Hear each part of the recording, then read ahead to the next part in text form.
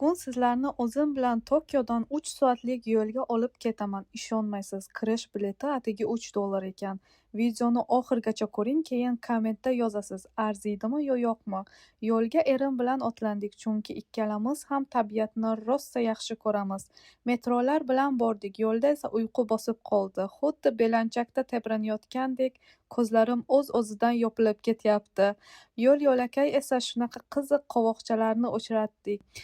Nihoyat manzilga yetib keldik. Manzarani ko'rib og'zim ochilib qoldi. Darrov ichimda "Subhanalloh, qanday go'zallik bu! Bu joyda faqat dam olib, tabiatni his qilish kerak. Allohumma barik!"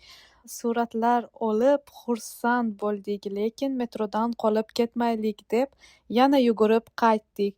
Shunaqa qilib safarimiz tugadi, ammo esda qolarlik bo'ldi. Endi siz ayting, shuncha yo'l bosib kelarmidingiz?